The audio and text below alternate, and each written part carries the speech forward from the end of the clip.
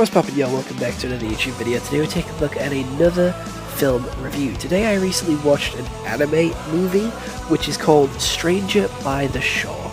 Again, quick disclaimer, I do review animes and anime movies in dub, because I do struggle with reading, so I can't keep up with the captions, and I just find dub a lot easier content to consume than sub, because my mind is working on reading and I miss parts of the story. If I'm focusing on reading, I don't get to watch the anime as well.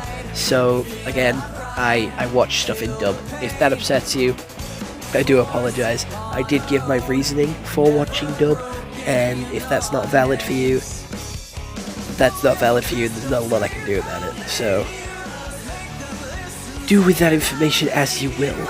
But other than that, I think we don't need to delay anymore, and we should get into the meat and bones of the episode. So let's get into what Google has to say. So, The Stranger by the Beach, or Stranger by the Shore, whatever you want to call it, is a romance drama which is not even an hour long. It's 59 minutes long, and it came out in 2020.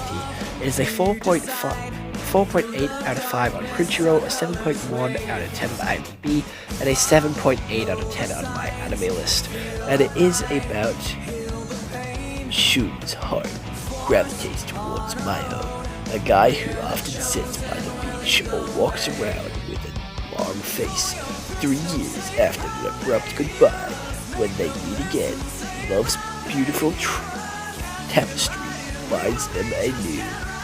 So how the story actually goes is with Shun working in a sort of shop, working on being a writer. He's still at school. His friends and like people in his class are bullying him, calling him like femme-like, calling him sort of gay, and just taking the piss out of him for being gay.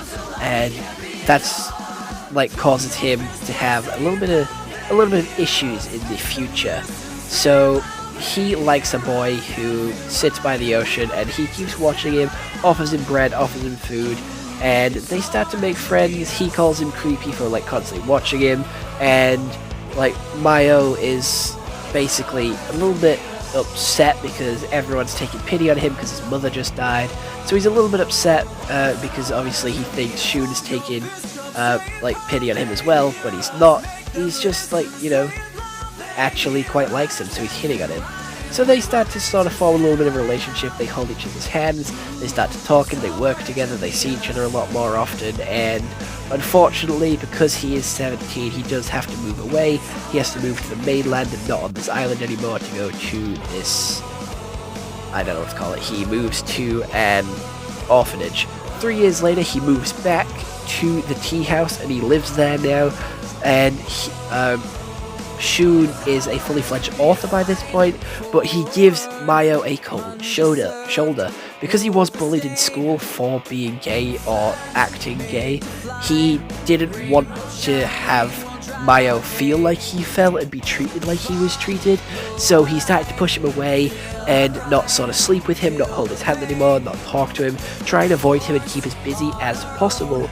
So when they do go to the city, Mayo does ask like for help from a couple of people on the street. They get together, they hold hands, they book a hotel room together, they kiss, it's beautiful. Mayo is then asking for sex every like 10 minutes, which I think is funny and comedy gold, because I am childish at heart. And he just gets over this fear because he gets over, not this fear, this sort of struggle that he's going through with sort of everyone like picking on him his whole life. And I feel like the reason why he got over it so quick and he snapped out of this funk that he was in, because he thought he was going to lose Mayo. And I felt like that would be like the only way he would have snapped out of it so quick. I still feel like he should have had some hints of being like that, and some hints of like, you know, not being fully okay with this situation from like the trauma of his past bullying. But it was still really nice, still really beautiful, and Mayo, you know, they eventually do have the sex. They eventually do have it, and it's very beautiful. I will admit, it's very beautiful.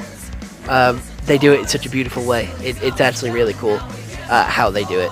But his ex his ex-fiancée enters the room. Shun apparently had an ex-fiancée who I do believe he walked out on, and his dad complained at him for walking out of the wedding, and proper had a go at him and like yelled at him and proper like slammed down on him because he said that he liked guys. So he left home, he left the family, and he hasn't spoken to them in like 7 years, and his dad's dying, so the ex has come back to sort of try and get him to come home and see the father, and he's very not willing to go at first, but then Mayo talks Shun out of it, and is like, hey, you need to go, this is important, I lost my mother, and I don't want you to miss out on your opportunity to rebuild this relation with your father, because if I had a chance to go and see my mum, I would. So he does all that talk to him, he decides to go. Mayo's sad that he's going, but he understands, and he doesn't really want him to leave, and Shun knows that, and Shun invites him to come, and they both set off, and that's where the movie ends. It is such a beautiful movie. The animation is beautiful, it looks really nice, it's bright and colourful, the characters are really interesting, they're really complex as well, they're not just 2D, they have like whole character arcs, they have backstory, they have trauma, they have issues that they work out throughout this short period of time, so some things do feel a little bit rushed, but that's okay given the short time frame. It is done in under an hour, so I do understand why some things do feel rushed, do feel brushed past, but most of it is really fleshed out. It's mostly done really, really well. There is a couple of things which, again, I do feel like do get brushed over quite quickly and get brushed under the rug, but I do feel like it is understandable. It's a nice story flow, it works, and it fits in the hour that it's given, and the characters, Mayo, I absolutely adore Mayo. He is so kind, so sweethearted, and I felt so bad for him at the start and during the middle, because Shun is just an awful dude. He doesn't know how to treat a guy. He doesn't know anything about having a boyfriend. Like, motherfucker, I saw the red flags in that guy. I saw the shit that he was doing wrong. I'm like, what the fuck, dude? Like, come on.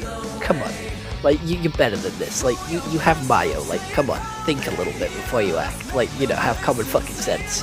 And Mayo stuck up with it. Mayo put up with it. And Mayo finally had like a little backlash, and it was good. It was like romance drama, and they finally sort of worked things out and managed to get the life they always wanted. They managed to get together. They managed to sort of pull through after everything that was trying to pull them apart. They defied fate. They wrote their own fate. They wrote their own story. They managed to work through all the trouble, all the issues that the world threw at them, with Mayo moving away, with Shun's sort of family drama, his bullying, his backstory, his trauma, with like every other thing life threw at them, with like Mayo's mum dying, with the ex coming back into focus, with them being really busy at times. Everything just felt like it was against them, and I cried at this. I cried at this anime. This anime made me cry. This anime was very sad. It made me cry, and I'm not ashamed to admit that. I really enjoyed this anime, and you've probably seen it on my TikTok because I've been reposting edits. I even use the sound from this movie on my TikTok. So that's how much I liked it. I thoroughly enjoyed this movie. It is a great movie, and I recommend that you go watch it for yourself. If you haven't already, go check it out. It is an incredible movie. It is really fucking good. It is voice acting, I would say, is really good. It has the voice actor for Deku playing the main character. It has the sort of the voice actor for Deku playing the main character of Mayo. It has a load of other famous voice actors in it, which I think are really nice and really cool.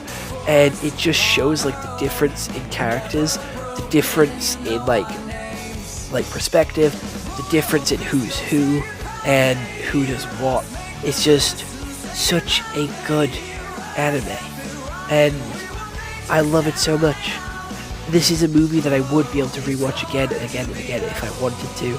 This is a movie that is really pretty and really beautiful to watch. It has a really beautiful message, a really beautiful story, and I love it. It's just great. I would watch it again and again and again. It is a 10 out of 10 without a fucking doubt. It is superb. Like, everything it has, everything that it does well. Everything that it has going for it is phenomenal. It has everything going for it, to be fair. It is a show that I love. It is a movie that I love and that I would watch over and over and over again. Like, I have no bad things to say about it. I have no bad things to say about it. It is just good. It's just good. It's just good. And that's pretty much it. That's all I have to say about the movie. I've said my piece. Whether you agree, whether you disagree, I've said my part. That's all I can do here.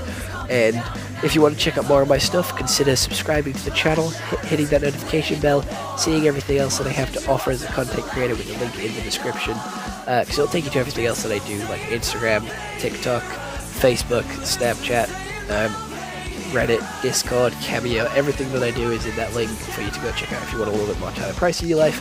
But if you do want to stay here on YouTube, you can hit that subscribe button, because 98% of you are recurring viewers, so you constantly come back to watch my content.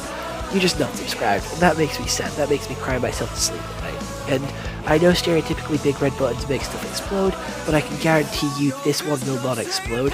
It won't explode. Your phone will be totally fine. It's free, and you can always change your mind later if you do decide you don't actually like my content, you don't actually like my stuff. And that's a complete lie, because right now, you're watching my content, you've made it like 11 minutes and 50 seconds into the video, so you obviously stuck around to the end, so thank you for doing such a thing. But you obviously like my stuff, so go ahead and hit subscribe.